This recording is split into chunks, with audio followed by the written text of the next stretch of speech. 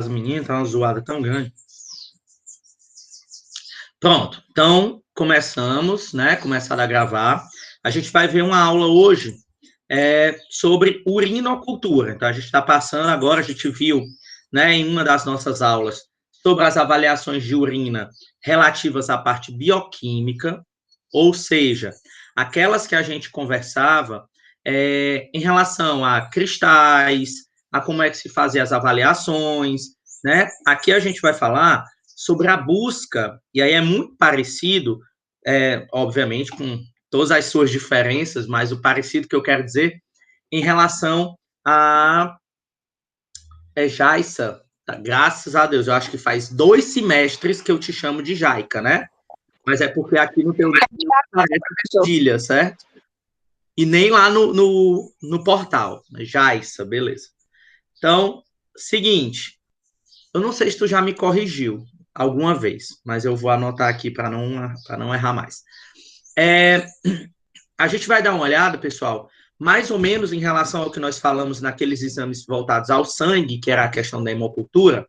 Por quê? Porque, da mesma forma que o sangue, a urina, ela também é um líquido que tem que ser estéril, não pode ter micro-organismo.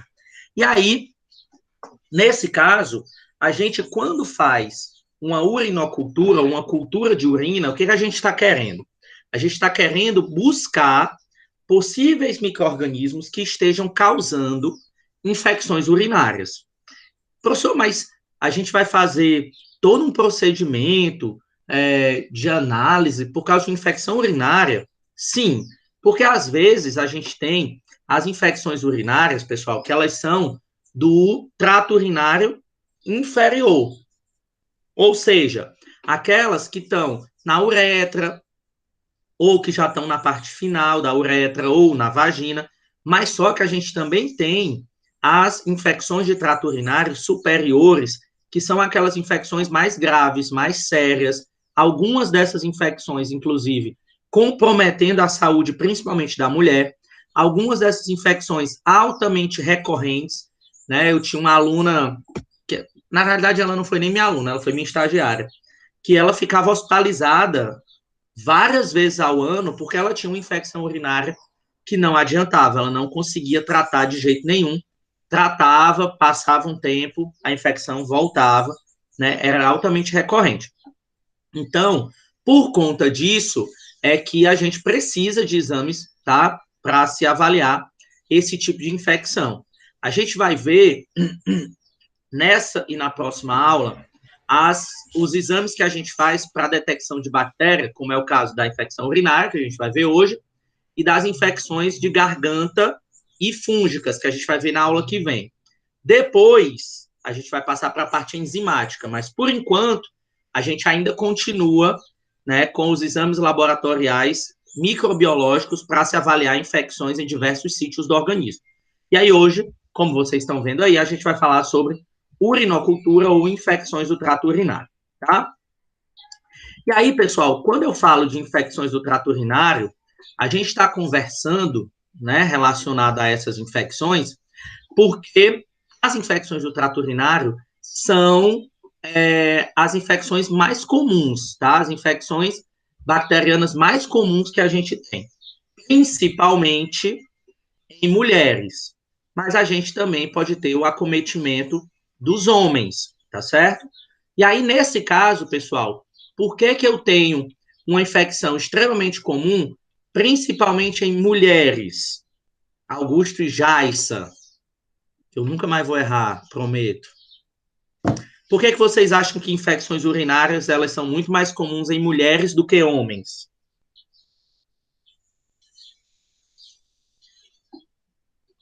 O que vocês acham?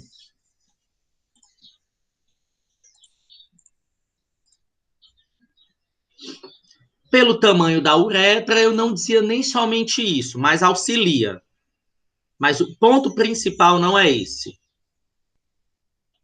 Não é o tamanho da uretra. Na realidade, é a distância entre a uretra e o ânus, tá?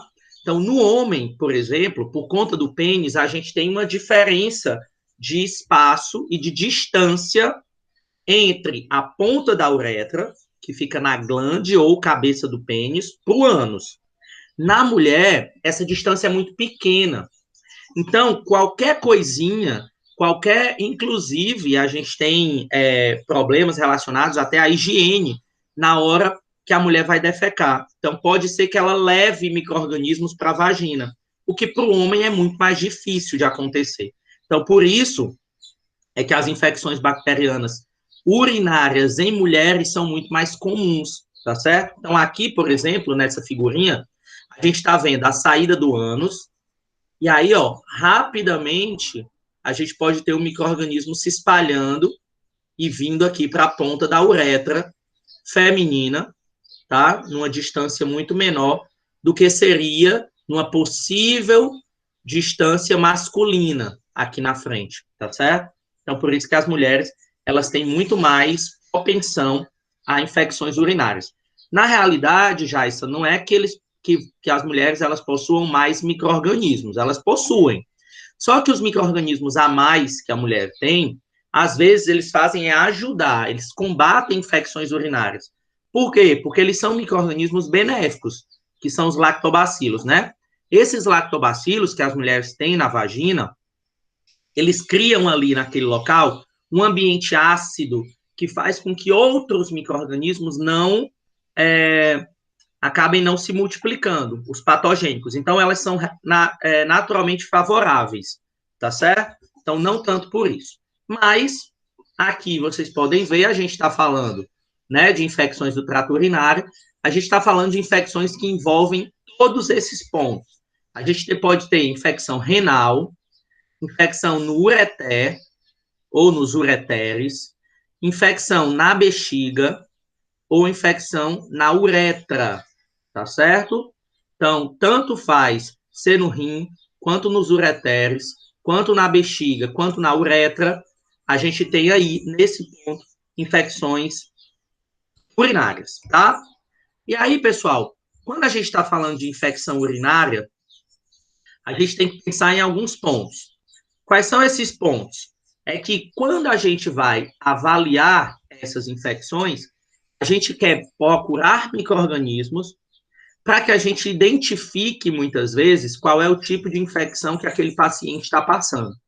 Então, por exemplo, a gente pode ter a diferenciação das infecções em infecções do trato urinário sintomáticas, que aí vocês vão ver a sigla IU, que é uma infecção urinária sintomática, a pessoa está com sintoma, uma bacteriúria assintomática, BU, significa o quê? Bacteriúria significa bactéria na urina, mas assintomática. A pessoa não está sentindo nada, ela não está com dor, ela não está com coceira, ela não está com ardência, tá certo? Ou então, a gente pode ter outras infecções do trato urinário, ou OU, que são infecções maiores, infecções no rim, no ureter, perdão, na bexiga, na uretra, no tecido retroperitoneal ou perinefrético. O que, que isso significa? Retroperitoneal é aquele que separa o intestino do peritônio.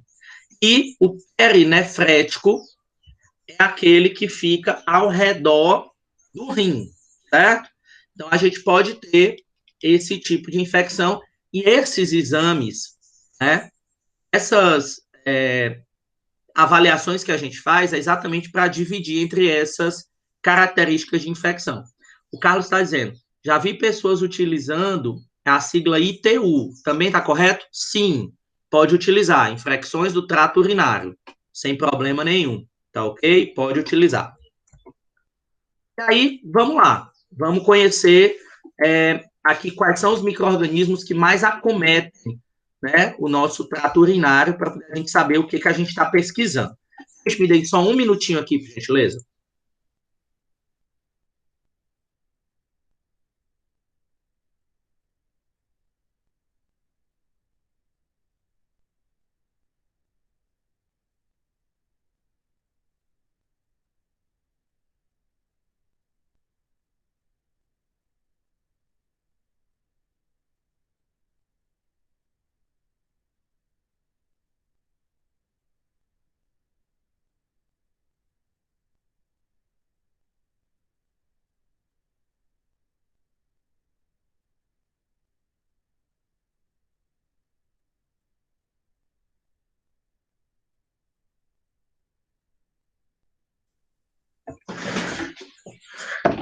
Pronto, voltei. Voltei e chegou mais gente. Meire, seja bem-vinda, Meire. Vamos lá, continuando. Então, pessoal, a gente vai conhecer esses micro-organismos que mais podem acometer, tá? Então, a gente tem enterobactérias, principalmente, que são aquelas que saem, né, do intestino, através do canal retal, e aí vão acabar infectando. Streptococcus, estafilococos, pseudomonas, outros bacilos gram-negativos e alguns menos comuns, como rickétias, leptospiras, bacilos álcool-ácido resistentes, que são aqueles que causam tuberculose, hanseníase, salmonela e até vírus. O citamegalovírus também pode causar infecções urinárias, mas em menor proporção, tá? E aí, como a gente viu no sangue que nós fazíamos a hemocultura, aqui, como é urina, a gente vai trabalhar com uma urinocultura, certo? Essa urinocultura, pessoal, ele é um exame realizado em laboratório como complementação do diagnóstico de infecção urinária. Então, esse exame realizado em laboratório, ele serve para quê?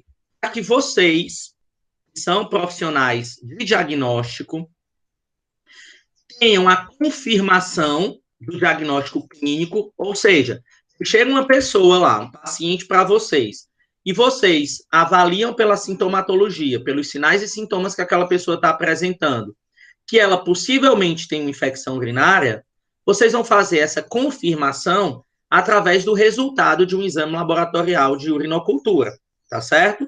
E aí também vai servir para quê?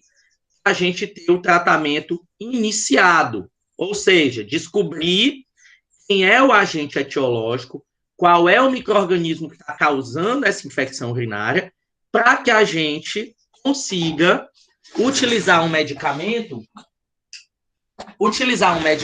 que ele seja mais efetivo, tá? Mais efetivo contra esse micro-organismo. Então, a gente escolhe o medicamento que vai utilizar baseado no que a gente viu na urinocultura, tá certo? Vamos descobrir como é que isso é feito. Opa! Como é que a gente faz para fazer essa avaliação? Então, primeiro, como é que a gente faz a colheita no adulto a urinocultura, tá? Não é igual aquelas avaliações de exames de urina que a gente fez algumas aulas atrás, certo? A urinocultura, pessoal, diferente do que a gente viu nas aulas de urinálise, a gente está querendo buscar um possível micro-organismo que está causando uma infecção. Se eu estou querendo buscar um possível micro-organismo que está causando uma infecção, eu não posso trazer micro-organismos de fora para dentro da minha amostra, porque senão eu vou estar dizendo que eu tenho aí um resultado que ele é falso positivo. O micro-organismo não estava na urina. Ele apareceu na minha análise porque eu errei na hora da coleta. Na urinálise, que é aquela que a gente faz para visualizar o pH da urina, se tem sangue, se tem proteína, se tem cristais, etc., a gente tem que ter cuidado também, mas não necessariamente ela precisa ser estéril. O local onde a gente está fazendo, o frasquinho. Aqui, a gente precisa ter um frasco estéril. Então, o frasco de coleta de urina não é o mesmo na urinálise e na urinocultura. Na urinocultura tem que ser um frasco estéril, ok? Então, como é que a gente faz a colheita no adulto? A colheita no adulto, a gente faz no jato médio da urina, então nem é naquele primeiro jato, e nem é no último, é no meio do processo da urina. E aí, gente, a gente faz a coleta 3 horas depois da última vez que a pessoa urinou. Então, suponhamos que o Carlos acordou de manhã às 7 horas, urinou. Se ele quiser fazer coleta para urocultura ou para urinocultura, ele vai fazer a coleta às 10 da manhã. Por quê, pessoal? Por que, Carlos, que a gente tem que fazer essa coleta 3 horas mais ou menos depois da última micção? Eu falei Carlos, mas pode ser qualquer um, tá? Vamos ver se vocês estão pegando já o feeling aí do negócio. Carlos, não faça a mínima. É ótimo. E aí, dona Meire, chegou depois, o que você acha?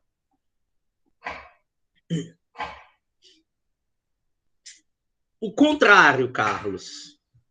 Porque é o seguinte, quando a gente está fazendo essas análises e esses exames, o que, que a gente quer? A gente quer encontrar. Então, se a gente sabe que a urina ela é um método do corpo também de eliminação e da lavagem dos canais urinários, se, por exemplo, você, Carlos, urinou às 7 da manhã, você eliminou um monte de micro-organismo, ficaram poucos. Se você urina logo depois para fazer a análise, para coletar a amostra, pode ser que tenha uma quantidade muito pequena de micro-organismos. Por quê? Porque a quantidade grande que você ficou juntando durante toda a noite já foi embora. Então a gente deixa passar 3 horas. Por quê? Porque as bactérias, como vocês estão vendo aqui embaixo, de tempos em tempos elas vão se multiplicando. Então, nessas 3 horas que eu deixo esperando, eu vou juntar as bactérias, elas vão se multiplicar, elas vão aumentar o número delas, e quando eu coletar, eu vou ter mais chance de encontrar o que eu estou procurando, concorda? Então, a gente espera para que aquela microbiota que está causando aquele problema, ela volte a crescer, e no exame eu encontro. Fica mais fácil de eu encontrar, tá certo? Por isso que a gente coleta o jato médio mais ou menos 3 horas depois da última micção. Professor, se eu quiser fazer a coleta da urina logo a primeira da manhã, eu posso? Ótimo. E aí você passou a noite inteira juntando bactérias, elas foram crescendo, e aí você tem mais possibilidade ainda de pegar esses micro-organismos e descobrir qual é o que está causando aquele problema, certo? Então, essas bactérias, elas geralmente se multiplicam, ela dobra de quantidade a cada 30 minutos, então, em 3 horas a gente já vai ter uma quantidade razoável para fazer a coleta. E aí, como é que ela é feita? Isso daqui é o ideal. Não significa que o paciente não possa fazer em casa. Ele pode fazer em casa. Agora, o ideal é que ela seja feita por um profissional de saúde, tá? Seja feita a coleta lá no hospital, enfim, para que saiba que não vai ter erro. Agora, quando essa coleta ela é feita pelo profissional de saúde, em mulheres, como é que ela é feita? Mulher adulta. A paciente ela tem que estar deitada, certo? Depois que a paciente está deitada, a pessoa faz 2 lavagens com solução de sabão a 5% e água morna estéril. Então, tem que ser água esterilizada. Depois que fizer essas 2 lavagens, a mulher despreza o primeiro jato de urina, depois coleta o jato médio num frasco estéril com boca larga e com uma tampa de algodão. Tem que ser o jato de boca larga, para quê? Para facilitar a coleta, certo? Depois, despreza o último jato e marca o horário em que a coleta foi feita. Então, esse é o processo, esse é o procedimento que a gente faz, tá? Se for pela própria paciente, aí o cuidado tem que ser maior. Qual é o cuidado que é feito quando a própria paciente faz a coleta? Ela vai ao sanitário, faz 4 compressas de gaze com sabão a 5%, um frasco com água morna, ela toma posição em cima do sanitário sem sentar, que é para não encostar o sanitário e acabar contaminando aquela amostra. Ela só senta, ela não senta no sanitário, ela só fica em cima. Procede o processo de limpeza, que a gente vai já ver. Despreza o primeiro jato, coleta o segundo, num frasco com boca larga. Cuidado para não contaminar o frasco, tampa com papel alumínio e marca a hora da coleta. Então, esse é o processo que ela tem que fazer. Vamos lá. Como é que ela faz, né, no caso de mulher? Lava a mão, afasta os grandes lábios. Então, esse é o procedimento de limpeza que a gente viu aqui. Quando ela afastar os grandes lábios, ela vai lavar a região vaginal com água e sabão e enxaguar com abundância, lembrando que essa água é uma água morna, enxugar de frente para trás com papel toalha. Então, lembrar que o fato de, às vezes, enxugar o ponto na maneira errada, ou seja, de trás para frente, pode levar bactérias do ânus para a vagina. Então, ela tem que fazer no sentido contrário, tá? Então, de frente para trás. Começa a urinar no vaso sanitário, sem interromper a micção, coloca o copo descartável na frente do jato e coleta aproximadamente 2 dedos de urina, despreza o restante da urina no vaso sanitário, fecha o frasco e leva imediatamente para o laboratório. Esse é o procedimento, tá? Se for no paciente do sexo masculino, não tem aquela história de diferença entre ser coletado pelo próprio paciente ou pelo profissional de saúde, tá? No homem, é o próprio paciente que coleta, ele vai ao sanitário, lava as mãos com água e sabão, retrai a pele do prepúcio, né? Mostra a glande, lava com compressas embebidas em sabão a 5%, depois remove o sabão com água morna estéril, despreza o primeiro jato, colhe o segundo, de 10 a 15 ml, num frasco com boca larga, tampa com papel alumínio e marca a hora, da mesma forma que está sendo mostrado como as mulheres no slide passado. Lava as mãos, expõe a glande, mantém o prepúcio retraído, lava com água e sabão e enxágua com abundância, enxuga com papel toalha, começa a urinar no vaso, sem interromper a micção, coloca o copinho de 10 a 15 ml, despreza o restante no vaso sanitário, fecha o frasco e leva imediatamente para o laboratório. Então, esse é o procedimento de uma coleta correta para se fazer urinocultura, tá? Alguma dúvida até aí? Todos compreenderam, normal? Entendido? E quando for em criança, você faz a mesma asepsia nos genitais, tá? A mesma. Só que nesse caso, você vai usar um saco que a gente chama de saco coletor. Esse saco coletor, ele é estéril. E aí você cola aqui na região da criança, cobrindo toda a genitália da criança. E aí aqui no meio, ela tem uma abertura onde o órgão genital fica mirado dentro do saco coletor. E aí ela fica coladinho lá. Esse saco coletor, por que você coloca na criança dessa forma? Porque a gente não sabe a hora que a criança quer fazer xixi. Então, a gente tem que, né, esperar. Se dentro de 40 minutos a criança não fez xixi, troca o saco por outro. Porque depois de 40 minutos já tem um risco muito alto de contaminação. E aí esse risco de contaminação vai fazer com que a pessoa possa ter um falso positivo. Então, depois de 40 minutos, troca o plástico, tá? Coletor todo. Teve, né, a urina, marca a hora que a criança urinou. Além disso, marca a hora da última troca de fraldas e da última micção. Por quê? Porque a gente vai ver se aquele micro-organismo também não pode ter sido um contaminante da fralda. Tem gente, e aí talvez essa pergunta, né, ela possa aparecer. Tem gente que até faz o seguinte, a gente já viu mãezinha fazendo isso, paizinho fazendo isso, que não é correto. A criança faz o xixi na fralda, e aí você espreme a fralda para coletar o xixi dentro do tubo. Por que que isso não pode? Por 2 motivos. A gente pode contaminar com possíveis micro-organismos que estavam na fralda, e o segundo, a fralda ela é um pano, né? Então, ali dentro tem como se fosse um algodão, um paninho, que ele vai acabar filtrando possíveis micro-organismos que estão causando a infecção urinária na criança. Então, a gente vai acabar encontrando contaminantes e os que é para ser encontrado a gente não vê, tá? Porque ele foi filtrado pela fralda. Então, não pode fazer coleta pela fralda. Tem que ser com saco coletor. E aí, tem uma outra possibilidade também, que é quando a pessoa ela está com problemas para urinar, quando ela não consegue urinar, quando ela está com bloqueio, ou com alguma situação patológica que impede que ela urine.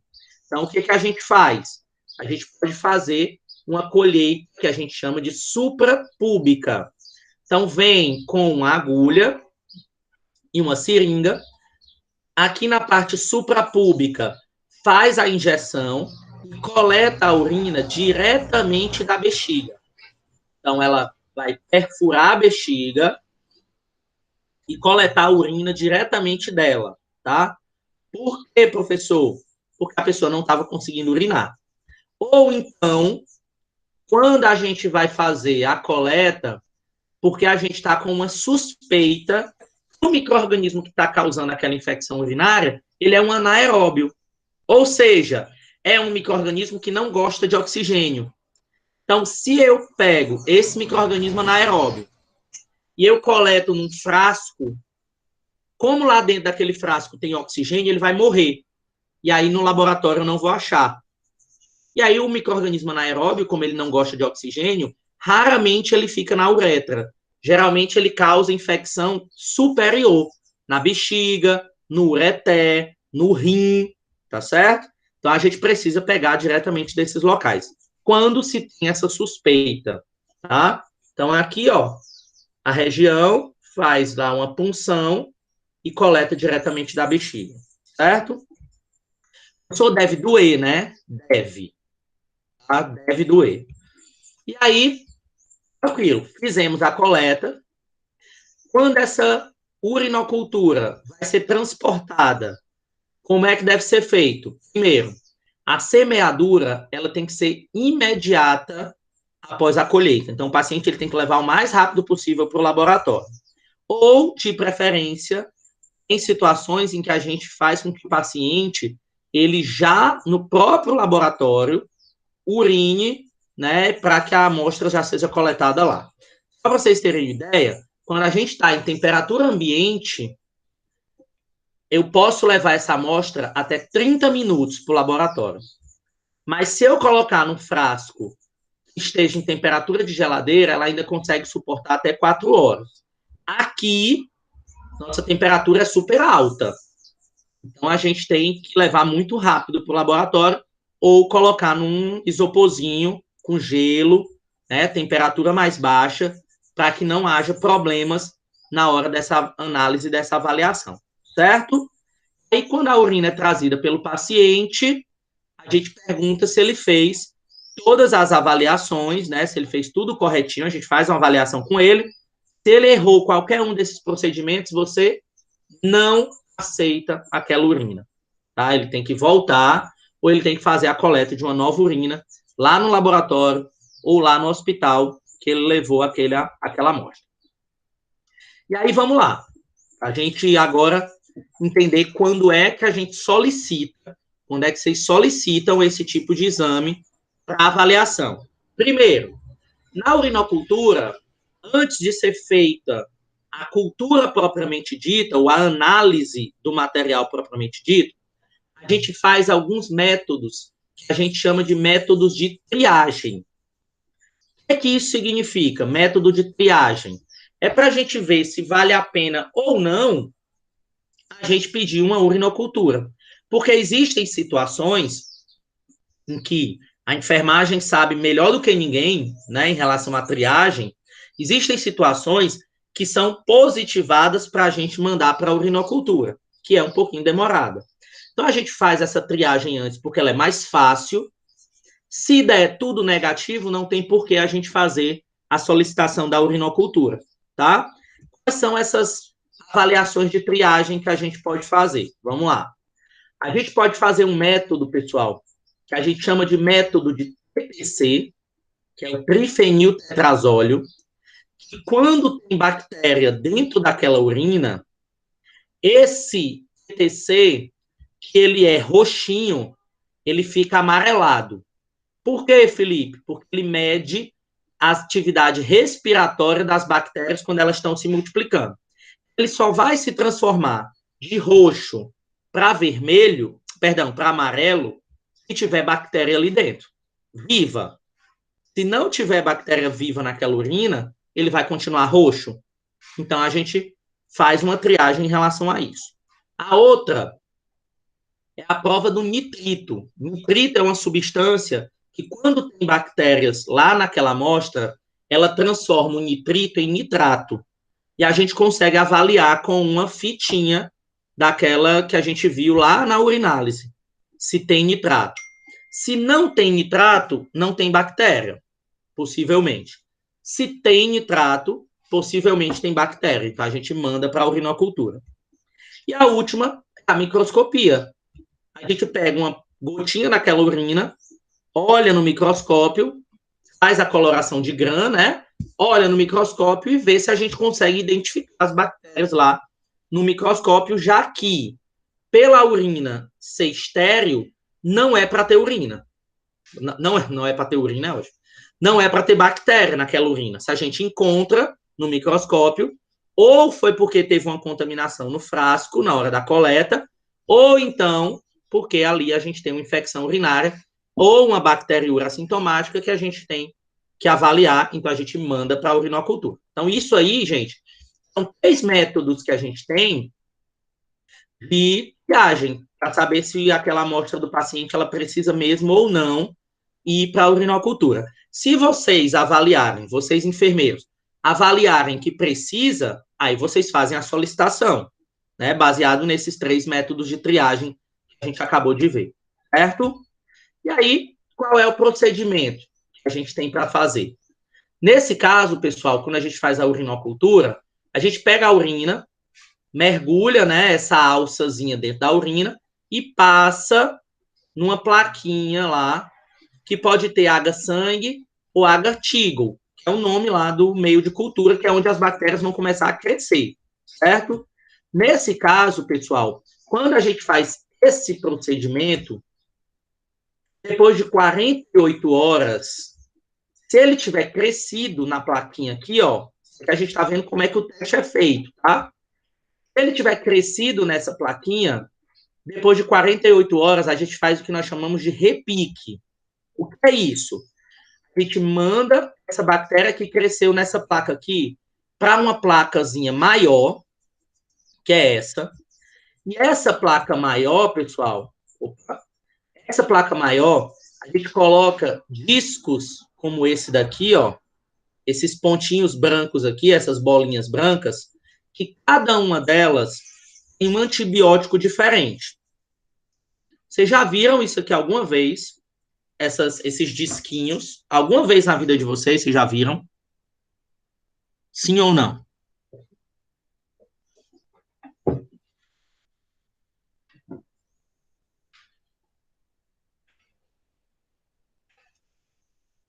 A Meire nunca viu. Isso aí, gente, é o seguinte. Renilda também não. Oi, Renilda, tudo bom? Não tinha visto você aí. É o seguinte, gente, como é que isso aí funciona? Jaissa também não. Só falta o Carlos, saber se ele já viu ou não. Gente, é o seguinte, ó, como é que funciona isso daí? A gente pega essa placa aqui que vocês estão vendo, ó, e coloca a bactéria que a gente encontrou na urina do paciente, coloca nessa plaquinha, tá?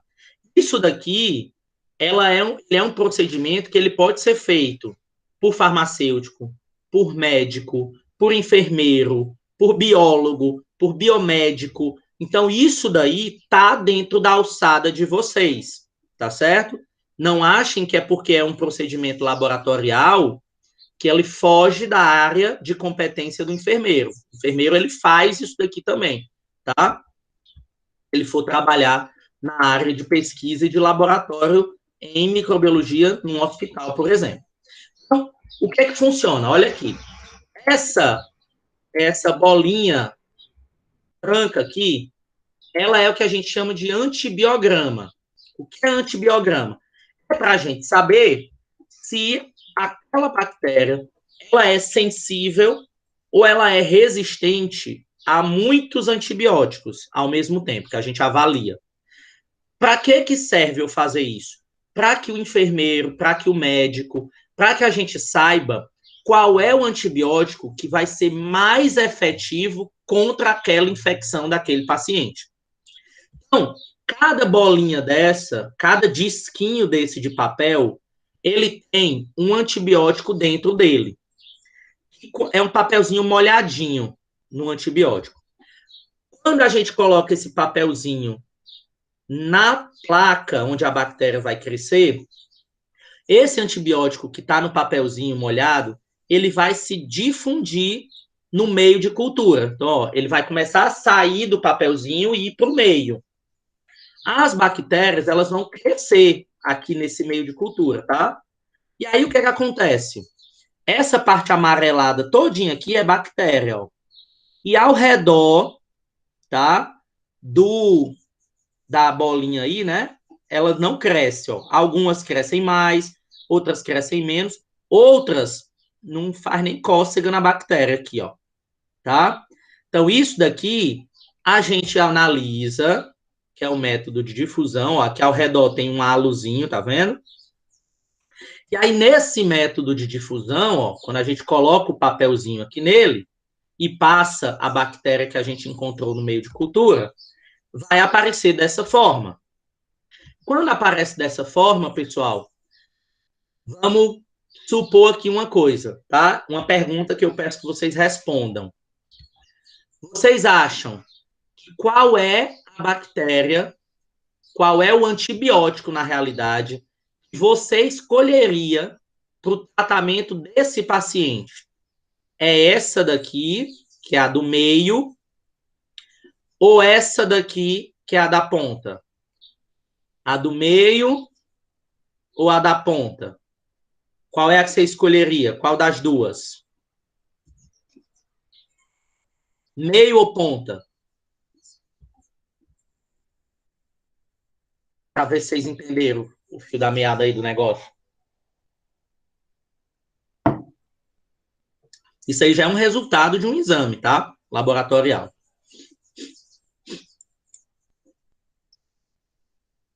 Nenhum de vocês nunca viu esse teste, mas pensando, a gente escolheria esse daqui, né? Do meio, em comparação com esse da ponta. Só que aí o que acontece? A gente complica um pouquinho as coisas, tá? Não necessariamente porque ele tem um halo grande e esse tem menor, esse daqui é o de escolha. A gente tem que analisar, tá? Como é que a gente analisa? Com uma régua. Com uma régua. A gente vai vir aqui e vai medir de uma ponta a outra do halo. Pega uma régua e mede quantos milímetros tem esse halo, quantos milímetros tem esse, quantos milímetros tem esse. E aí, quando a gente faz a medição, a gente vem nessa tabela, essa tabela aqui ela é padronizada, a gente vem nessa tabela e a gente vê qual é o antibiótico que a gente usou e qual é a milimetragem que a gente vai avaliar. Então, por exemplo, nesse antibiótico aqui, ele deu, suponhamos, 15 milímetros, tá? Ele deu 15 milímetros. E nesse outro aqui, deu 11 milímetros. Aqui deu 18, vamos botar 18. E aqui deu 15. Esse é o ácido nalidíxico e esse é o cefepime. 18 e 15. Então, ácido nalidíxico deu 18. Aqui ele, ó. 18 centímetros, 18 milímetros, perdão, significa que ele está numa zona que a gente chama de intermediária. Ou seja, ele nem é totalmente potente contra aquela bactéria, mas ele também não é tão fraco. A bactéria ela é intermediariamente resistente. Enquanto o cefepime, que foi esse daqui de baixo, deu 13. Cefepime, eu venho na tabela, cefepime deu 13. Então, se ele é menor do que 14, é porque a bactéria é resistente. Então, os que aparecem, gente, como resistente, eu não vou utilizar, tá? Enquanto isso, por exemplo, esse daqui, que A ciprofloxacina deu 23 milímetros. 23. Aí eu venho aqui, ciprofloxacino, 23, maior ou igual a 21. Então, a bactéria ela é sensível. Ou seja, ok usar a ciprofloxacina. Entenderam? E aí eu faço essa tabela com todo mundo, ó. Todos os que eu usei. Aí eu vou colocando. Ácido pipemídico, sensível. Amicacina, sensível. Ampicilina, resistente. Cefalotina, sensível. Clorafenicol, sensível. Streptomicina, intermediário, que é moderadamente sensível. E eu vou fazendo isso daqui. No final, o que vai acontecer? O médico, o enfermeiro, o profissional que esteja lá na clínica cuidando daquele paciente, recebe essa tabelinha e vocês vão saber quais são os antimicrobianos que são mais efetivos contra aquela infecção urinária daquele paciente. E aí, pessoal, pode acontecer, inclusive a gente já viu acontecer, está aqui, ó, resistente, resistente, resistente, resistente, resistente, praticamente tudo resistente. Por quê? Porque a pessoa teve uma infecção urinária com um micro-organismo altamente resistente, como é o caso, às vezes, de infecções que a gente até viu na aula passada com a KPC, que é a Klebsiella pneumoniae resistente a carbapenêmicos. A KPC, que é uma bactéria super resistente, quando a gente faz essas avaliações aqui, ela dá resistente em tudinho. Então, o corpo clínico tem que fazer o quê? Juntar um monte de antibiótico para ver se resolve, se ajuda o paciente, tá certo? Mas isso daqui serve para a gente migrar em qual antibiótico terapia a gente vai usar para aquele paciente. Todos entenderam? Renilda, Jaissa, Carlos, Meire. Deu para entender isso daí? Como é que a gente faz a escolha do antibiótico baseado no que a gente chama de antibiograma? Ótimo. Sim, sim, ótimo, tá? Então, sabendo disso, é quando a gente escolhe, ok? E aí, pessoal, se tem um monte de resistente e um tem moderadamente sensível, então eu vou escolher ele. Mas sempre a minha preferência de escolha vai ser para quem é sensível. Significa que a bactéria ela é sensível ao ácido pipemídico, é sensível à amicacina, é sensível à tetraciclina, certo? Então vamos lá. Outra coisa importante. Sempre que se trabalha, né, com esse tipo de amostra, dentro de uma capelazinha para evitar a contaminação e com todos os equipamentos de proteção individual para fazer esse exame laboratorial, tá? Ok. Entendido, meus queridos. Então, agora, né, vamos aproveitar que a gente ainda está cedo e vamos para frente com o que a gente falou, tá? Eu disse para vocês, né, que a gente ia dar uma olhada em relação a essas avaliações microbiológicas. Como essa parte urinária tem pouca gente, vocês entenderam facilmente, a gente já vai passar logo para a questão do escarro, que a gente ganha tempo, tá?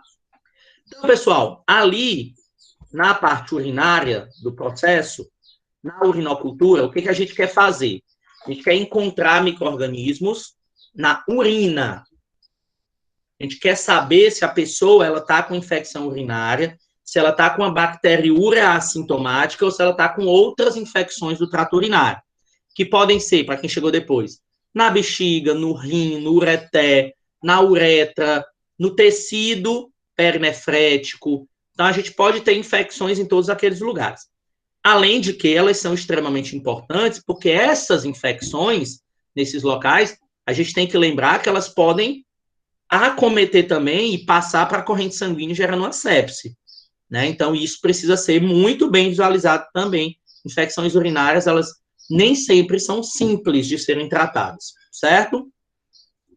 E aí, agora, quando a gente fala de escarro, a gente quer avaliar o que, Fabiana? Quando a gente fala isso? Quando a gente faz esse tipo de avaliação. Tudo bom? Bom dia, seja bem-vinda. Quando a gente quer avaliar escarro, pessoal, é para detectar o quê?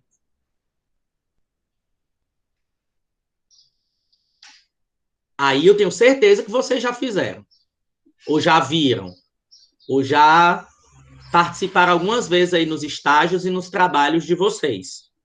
Quando a gente quer avaliar o escarro, é para a detecção do bacilo da tuberculose.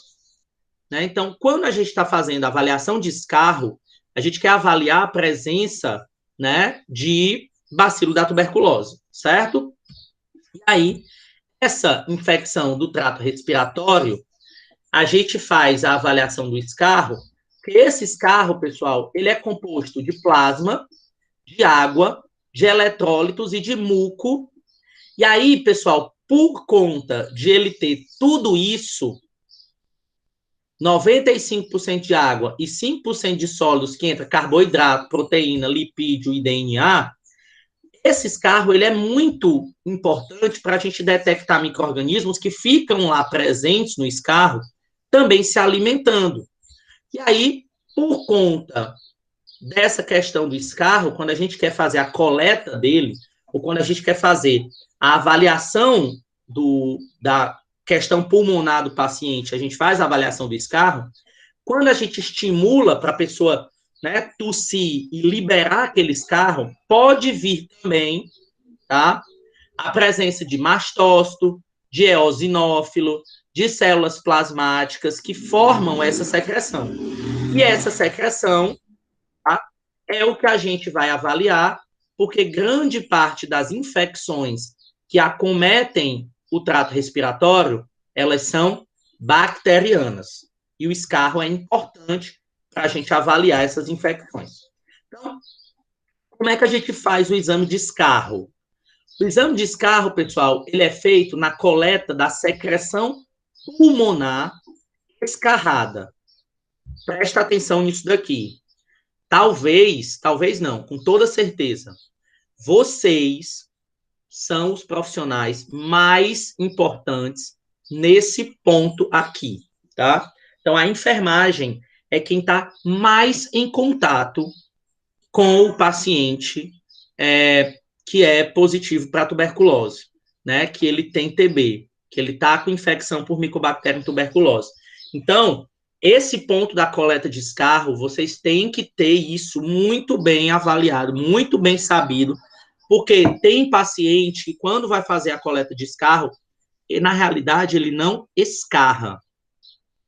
O que ele faz? Ele cospe. E é diferente. Escarro e saliva é diferente, tá? São diferentes, na realidade, tá certo? Então, quando a gente diz para o paciente fazer a coleta de escarro, eu estou dizendo para ele liberar dentro do pote uma secreção que vem lá do pulmão. Então, é lá de baixo, certo? E aí, quando eu faço a coleta dessa secreção, eu vou analisar a quantidade da secreção que o paciente liberou, qual é o aspecto, qual é a cor, qual é o odor, se tem presença de cilindros brônquicos, que a gente olha no microscópio, se tem fibras elásticas, mas principalmente se tem micro-organismo. Então, se tiver micro-organismo, ele vai ser de muita importância para a gente, porque ele é um indicativo para auxiliar no diagnóstico da tuberculose, da pneumonia, dentre outras doenças pulmonares. O exame de escarro ele é muito importante para a infecção do trato respiratório. A gente tem que pegar com vontade e com força. Então, como é que é feita essa coleta? Presta atenção.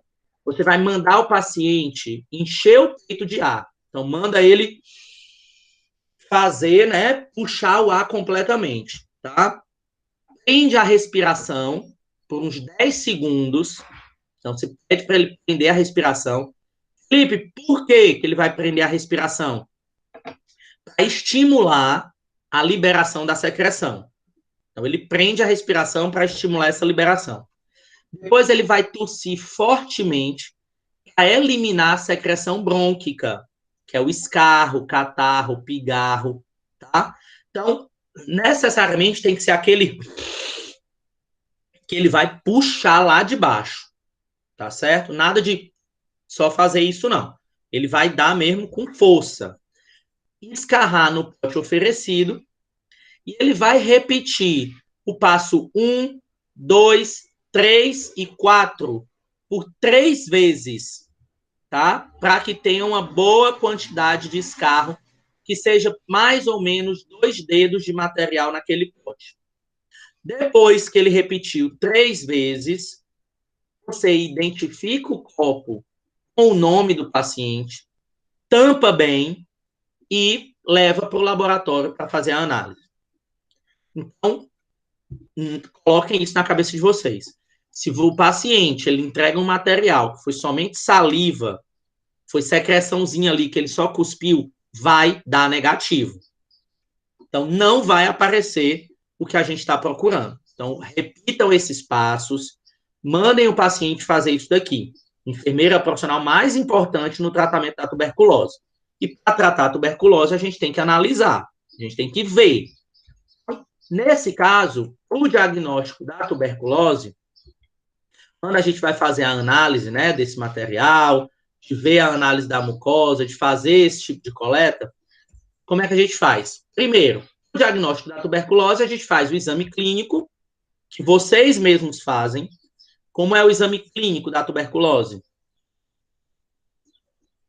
Eu sei que tem gente aqui que trabalha em hospital, trabalha em PSF, não sei. O que é o exame clínico, pessoal, da tuberculose? Me ajudem, que eu esqueci.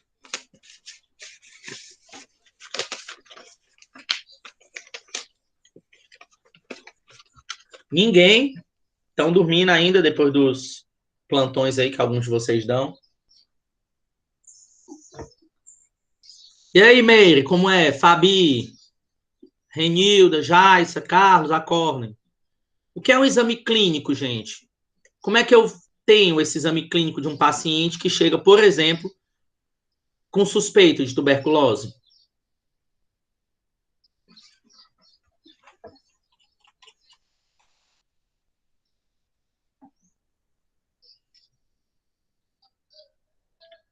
Eu, hein, meu povo?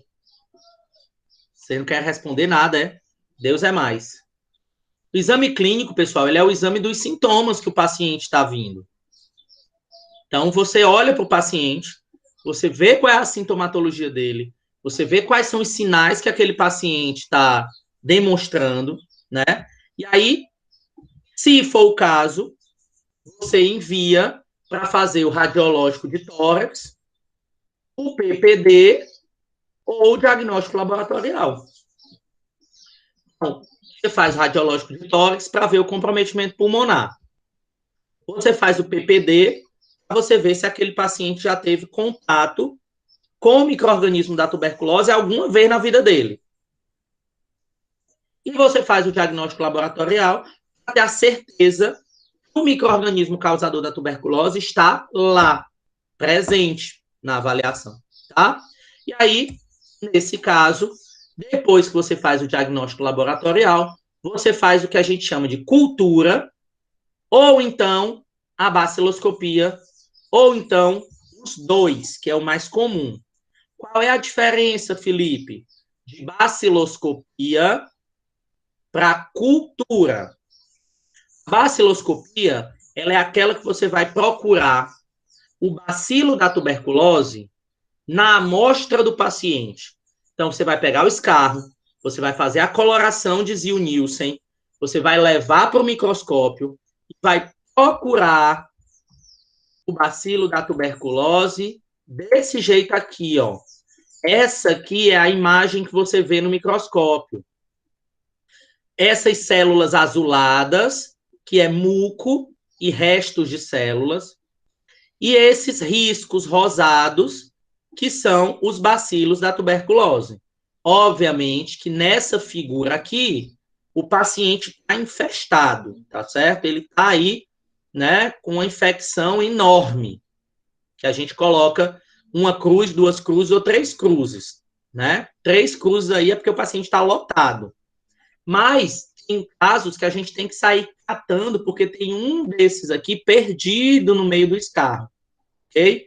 Então, a gente faz isso daí, que é a baciloscopia. A cultura é eu pegar um pouquinho desse escarro, colocar num meio de cultura, para que o bacilo da tuberculose cresça. Que aí eu vejo que garanto que aquele paciente está contaminado, está infectado com o bacilo da tuberculose. Só que, qual é o problema? O bacilo da tuberculose, ele demora muito para crescer. Alguns casos, a gente só vê o resultado da cultura depois de 3 meses. Então, ninguém vai esperar 3 meses para iniciar o tratamento do paciente. Então, a gente já sabe, quando dá o resultado da baciloscopia positiva, a gente já inicia o tratamento contra a tuberculose, tá certo? E aí, nesse caso, a gente pode ter vários micro-organismos.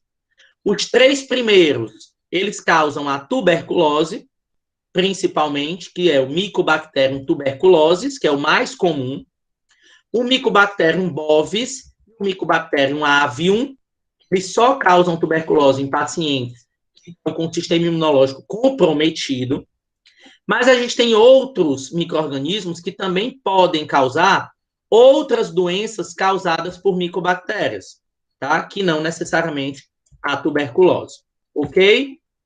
E aí, como é que eu faço esse diagnóstico? Aqui a gente tem, ó, uma lâmina que vai ser feita a avaliação de escarro, ó, ela já está coradinha, de azul, coloca-se no microscópio e dá uma olhada para ver se nesse meio desse azul aqui, no microscópio, a gente vai encontrar aqueles risquinhos rosados.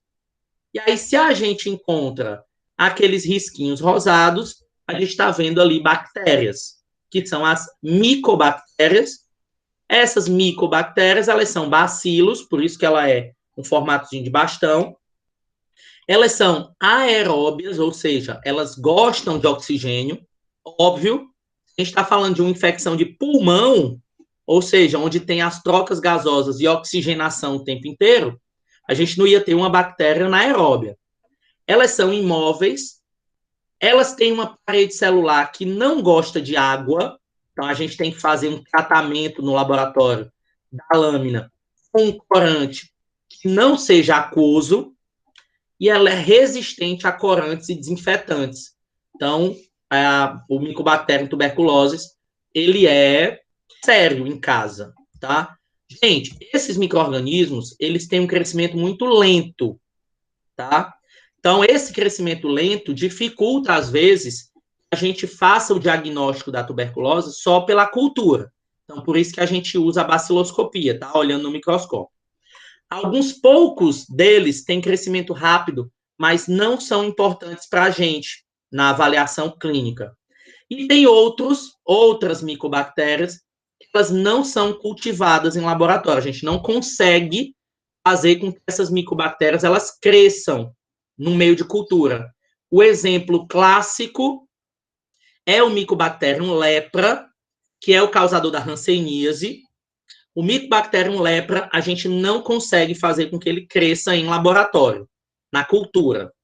Então, não tem como fazer cultura de Mycobacterium da hanseníase, porque até hoje a gente não descobriu uma forma desse Mycobacterium crescer em laboratório. Por quê, professor Felipe? Não sei. Tá? A gente não sabe ainda por que isso acontece. Tá? Mas o Mycobacterium lepra, ele não cresce em laboratório. Mas os outros, Mycobacterium tuberculosis e tudo mais, eles crescem em laboratório tranquilamente. E aí, né, a gente não sabe o porquê, mas nessa questão da tuberculose propriamente dita, como é que a gente faz esse diagnóstico? Esse diagnóstico ele vai ser feito com a colheita e o processamento. Essa coleta deve ser antes de qualquer utilização de medicamento. Então, não existe essa história de você fazer a coleta para fazer uma baciloscopia, o paciente já tendo começado o tratamento contra a tuberculose, tá? Você não faz. A coleta do escarro, ela tem que ser feita antes da utilização de medicamentos. E aí você pode fazer o escarro, de preferência, de manhã cedo, Por que você faz essa coleta de manhã cedo? Porque o paciente passou a noite inteira, Carlos, igual a história lá da urina, o paciente passou a manhã inteira, a noite inteira, aqueles carros, né, juntando micro-organismos. Então, o escarro da manhã, que é o da coleta matutina, ele é muito melhor do que os outros, para a gente fazer análise, tá? E aí, essa amostra, ela deve ser processada o mais rápido possível, mas, se você não puder processar naquele momento, você guarda em geladeira, ela fica de 2 a 8 graus, anota a data e a hora da coleta, a gente saber se houve algum erro, se houve algum processo ali problemático relacionado ao que a gente não encontrou, por exemplo. E aí, se a gente não encontrou, não necessariamente é porque o micro-organismo não está presente. Pode ser pelo fato de a gente ter feito alguma coisa errada, tá? Então, por isso que a gente anota a hora, anota a data e anota aí a hora vai dizer se foi uma coleta matutina ou se foi uma coleta vespertina, porque a matutina é muito mais fácil da gente encontrar esse micro-organismo, tá certo? Então, por isso que o escarro também é um exame laboratorial microbiológico super importante, que o enfermeiro tem que estar por dentro de tudo relacionado a esse tipo de exame, tá? E a gente faz muito, pessoal, esse exame aqui, para quem, né, for avaliar, a gente faz muito no São José e manda também para o LACEN quando a coleta ela é feita em postos de saúde. Então, o Hospital São José faz a coleta, faz a avaliação, né? E esse micro-organismo, pessoal, que a gente está trabalhando, né, que é o Mycobacterium tuberculose, ele é muito contaminante, ele é muito transmissível de uma pessoa para outra. Então, a gente tem que ter muito cuidado quando vai trabalhar com ele, certo? Ter todo o equipamento, máscara N95, trabalhar com esse paciente, e na hora que a gente pega essa amostra de escarro e a gente vai avaliar no laboratório, a gente tem que estar todo paramentado, porque esse micro-organismo, ele voa da coleta, né, da amostra, ele voa do escarro, fica suspenso no ar, e a gente pode acabar entrando em contato com ele. 90% das vezes que a gente tem contato com o Mycobacterium tuberculose, a gente não tem a doença, mas 10% das vezes a gente acaba adquirindo a tuberculose, e aí isso pode ser um problema para a gente que trabalha diretamente com esse tipo de análise. Tudo bem? Entendido, pessoal? Conseguiram compreender isso daí? Sim ou não? Espero que sim, tá? Hoje vocês estão de mal comigo, não estão querendo responder as coisas que eu pergunto, mas eu acho que todo mundo entendeu. E aí, finalmente, já que a gente está adiantando, ainda é cedo, eu vou falar rapidamente para vocês uma coisa que geralmente a gente não conversa, tá? Em aulas de exames laboratoriais, mas que é muito importante, é a gente fazer diagnóstico em micose. Como é que a gente faz trabalhos laboratoriais para a gente definir possíveis micoses que são importantes na microbiologia. E aí aqui, pessoal, em relação a essas micoses, eu vou separar algumas aqui para vocês. Só um instantinho.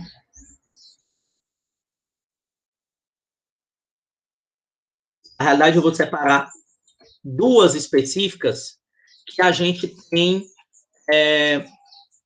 uma específica que a gente tem uma importância muito grande aqui, tá? Para a gente, na região Nordeste, que pouca gente conhece. Então, essa micoses, pessoal, elas têm uma importância na medicina muito grande.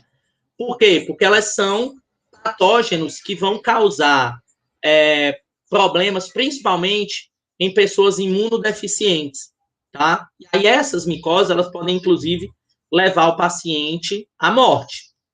Uma delas, que é importante porque ela tem poucos casos, mais ou menos, só que quando esses casos aparecem, eles geralmente levam o paciente à morte, tá? Que é, por exemplo, uma doença que tem um nomezinho difícil, mas ela é chamada de coccidioidomicose. Como é que a gente faz a análise? O que é essa doença? Ela é chamada também de micose no Novo Mundo, febre do vale, reumatismo do deserto, e ela é causada por dois micro-organismos, o Coccidioides imitis e o Coccidioides posadaceae. Agora, tem um ponto importante, que é por isso que a gente está vendo essa micose na aula de hoje. E como é que a gente faz para analisá-la? Essa micose, esse fungo, na realidade, ele só tem em 2 lugares no mundo inteiro. Só tem 2 lugares. O primeiro lugar que esse fungo tá e que ele causa doença, que é a micose mais grave que a gente tem, a mais importante do ponto de vista de que a pessoa morre, o primeiro lugar é nos Estados Unidos, tá? Na região do deserto dos Estados Unidos. Então, ela tá lá. E qual é a outra região do mundo que a gente tem? Adivinhem. No sertão nordestino, certo? Então, ela só existe nesses 2 lugares. No deserto dos Estados Unidos e no sertão nordestino aqui do Brasil. E aí, pessoal, pode ser até que vocês já tenham ouvido falar nessa doença, só que com outro nome. Se tiver alguém aqui de interior, com toda certeza vai ter ouvido falar. É a famosa doença do tatu, tá? Então, essa doença do tatu é uma doença que, por que tem esse nome, né? Porque pessoal que é de interior, as pessoas vão fazer a caçada do tatu, né? A Fabiana está perguntando, mas por que só esses 2 lugares, tá? Porque esse micro-organismo, ele gosta de terra seca, árida, sem sol quente pegando fogo, né? E aí a gente tem nos Estados Unidos, na região desértica de lá, e a gente tem aqui no semiárido nordestino, porque a nossa terra também é muito seca, tá? E é o que o micro-organismo gosta, tá bom? Essa doença, pessoal, chamada de doença do tatu, esse micro-organismo, ele está presente na terra, né, no solo, e aí, quando ele está no solo, ele fica a 20 centímetros abaixo do solo. É o local que ele mais gosta de ficar, esse fungo. E aí, o que acontece? As pessoas, né, no interior, eu já participei disso. As pessoas vão fazer caçada de tatu. E o tatu, obviamente, ele se esconde aonde? No buraco. E as pessoas, quando vão fazer caçada de tatu, elas levam cachorro. Porque o cachorro cava, ele deixa o tatu acuado, e aí as pessoas vão lá e pegam o tatu. Só que quando o cachorro cava, e quando o tatu cava também, ele joga areia para cima. E quando ele joga areia para cima, ele joga também o fungo. E a pessoa respira esse fungo, tá? Então, quando você respira aquele fungo, ela vai ter uma doença chamada de coccidioidomicose, que dá febre, dor torácica, tosse, perda de peso e reações alérgicas. E aí, nesse caso, depois, a pessoa pode ter problemas na pele, nos tecidos moles, nos ossos, nas articulações, nas meninges, problemas pulmonares, problemas de pele, tem sério risco para mulheres, tá? Grávidas, imunodeficientes e idosos. A mortalidade é maior do que 90% em casos não tratados. E ela tem muita variação com grupos étnicos. Por quê? Porque principalmente acometidos são aquelas pessoas do interior. A Fabiana está perguntando se eu sou do interior que é para tatu. Sim, já fiz muito isso na minha adolescência, tá? Antigamente, né? Faz anos e anos e anos e anos que eu não vou.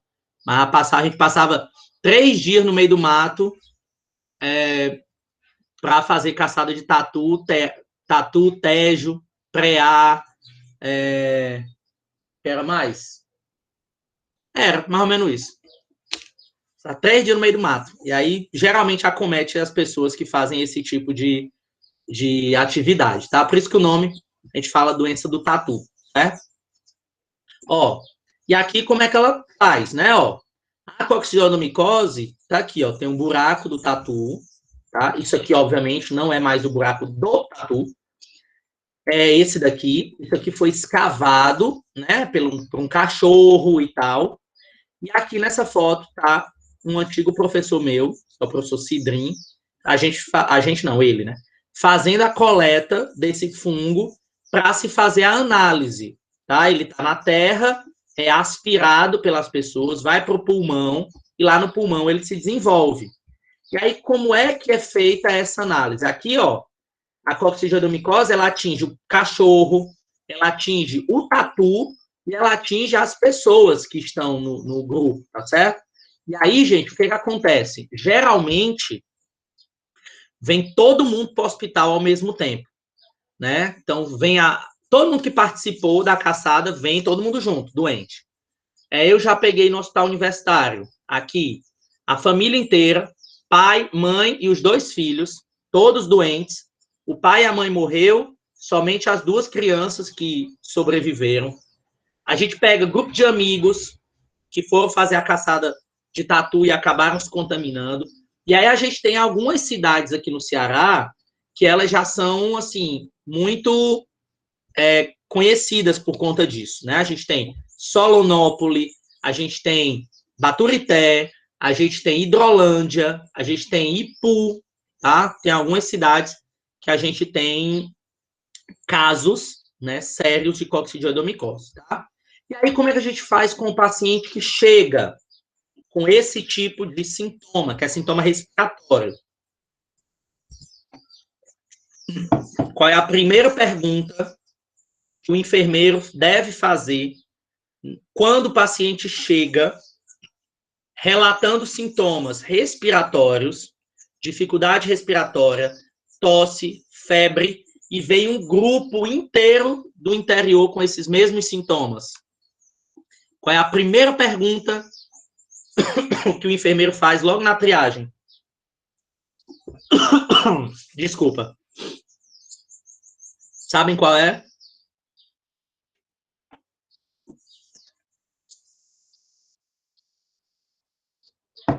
Exatamente, Renilda. Se nos últimos dias ele foi fazer caçada de tatu. Essa é a primeira pergunta. Se o paciente foi, leva para fazer a análise de coccidioidomicose, porque provavelmente vai ser, tá? A gente tem estudos aqui que mais de 90% dos pacientes que tiveram contaminação por essa doença é porque foram fazer a caçada do tatu. E é interessante, pessoal, porque isso é cultural aqui no Ceará, na região Nordeste, né? Mas aqui no Ceará a gente tem muito, em comparação com os outros estados, é por conta da caçada do tatu. Mas nos Estados Unidos não é, porque lá eles não têm essa cultura, porque não tem nem tatu, né? Lá. Mas, assim, lá a gente tem uma quantidade enorme de casos. Porque, inclusive, lá tem um hospital que é específico só para essa doença. É numa região desértica que tem lá, que fica próximo das cidades de Las Vegas e Los Angeles. E aí, essa doença lá, ela não tem nada a ver com tatu. Lá as pessoas pegam, por quê? Porque tem cidades que elas são construídas no meio do deserto. E no meio do deserto, o vento leva a areia do deserto para as cidades. E aí o vento leva essa areia e leva o fungo também para aquela cidade. E aí as pessoas adoecem. Então não tem nada a ver com tatu. Tatu é aqui, tá certo? Por conta cultural, né, do que aconteceu. Mas quando alguém chega no hospital com suspeita de coccidioidomicose, a gente tem que trabalhar em um laboratório que a gente chama de laboratório de biossegurança nível 3, porque essa doença é seríssima e ela é altamente contagiosa, tá certo? O fungo, né? Entenda uma coisa, ela não é contagiosa de pessoa para pessoa, certo? De pessoa para pessoa não tem contágio. Sempre é da terra para a respiração da pessoa. Então, se eu estou com uma pessoa que tem coccidioidomicose, perto de mim, eu não pego, tá? Agora, por que a gente tem que trabalhar com alto nível de biossegurança. Porque para a gente fazer o diagnóstico laboratorial, a gente tem que pegar uma amostra de secreção do paciente, colocar no meio de cultura. E quando a gente coloca no meio de cultura, ele vai crescer, pessoal, desse jeitinho aqui, ó. Tem um ônibus aqui perto do lado. Ele vai crescer desse jeitinho aqui, ó. Branco, parece um algodão. Ele é tão branco, tão branco, tão branco, que ele parece um algodão, a coisa mais limpa. E é lindo, tá? Só que, se alguém chegar perto disso aqui e, por um acaso, respirar partes desse fungo aqui, ela pega coccidioidomicose. Então, ela tem que ser no nível de biossegurança número 3, que ele é muito potente. A gente faz um exame micológico direto. Então, pega uma parte da secreção do paciente, tá? E dá uma olhada no microscópio para ver se a gente encontra isso daqui, ó, que é o lado esquerdo aqui, que é uma hifa desse fungo, ou a gente faz a cultura, que vai crescer um fungo bem branquinho, que nem esse daqui, em laboratório, para a gente confirmar, tá? Tem um risco de contaminação enorme, tá, Renilda? Enorme. Quando eu trabalhava quando eu fazia mestrado lá na UFC, não sei se vocês conhecem a professora Germana. Ela é professora da enfermagem aqui em Fortaleza. Não sei se ela é também do curso em Maracanaú, não. A professora Germana também trabalhava lá no laboratório de microbiologia do Hospital das Clínicas, aqui em Fortaleza. Aí, o que aconteceu? Uma vez eu estava lá, e aí a gente trabalhava com esse tipo de fungo, né? Grave, sério e tal. E a gente faz a coleta e fungo demora para crescer. Ele demora uns 7 dias, mais ou menos. Só que como a gente tinha... os sintomas estavam muito claros, e é uma doença super grave, a gente não espera o resultado. A gente já começa a tratar o paciente antes do resultado sair pela clínica daquele paciente. E aí, uma pessoa fez a coleta, deixou lá os tubinhos numa sala, né, para crescer o fungo, para a gente ver, porque no laboratório a gente faz isso. Inclusive, ela é enfermeira, uma amiga minha, gente boa, só que ela adoeceu.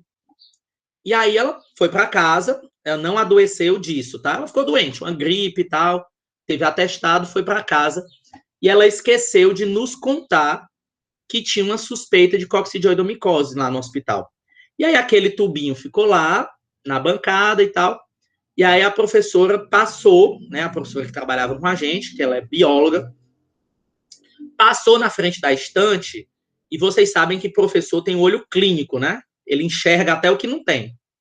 Na hora que ela passou na frente da estante, que ela olhou, ela bateu o olho num tubo, no meio de vários outros, com um espelhinho bem branquinho, né?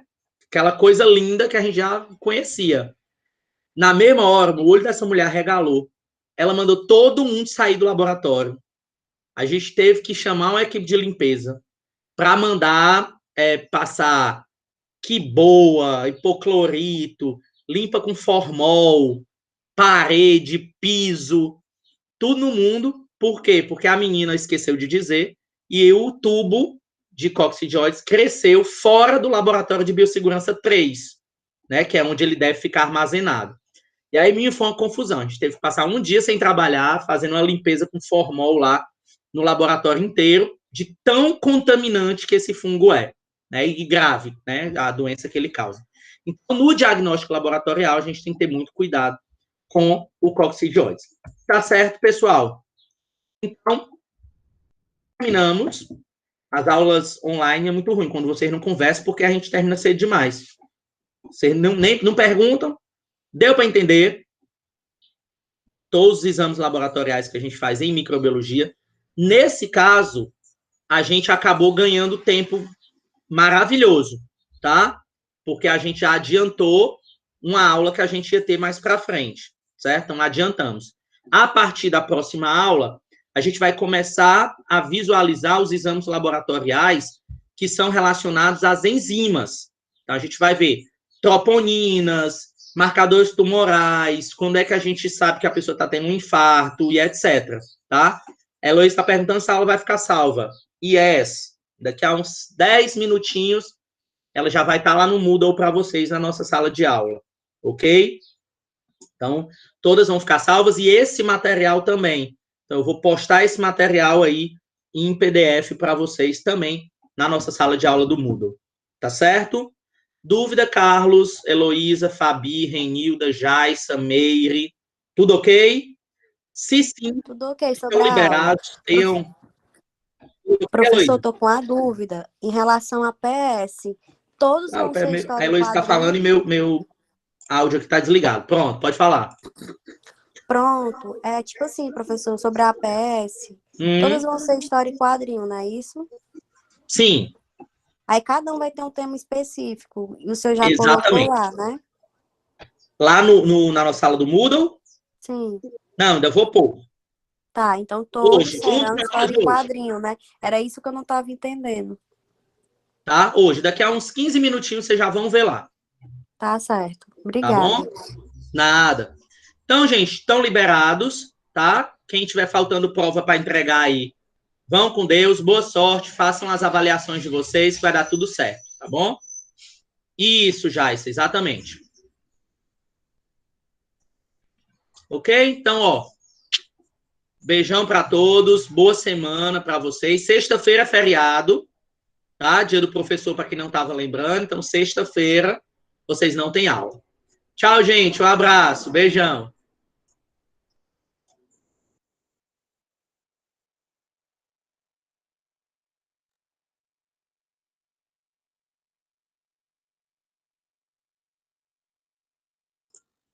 Obrigado, obrigado, meninas.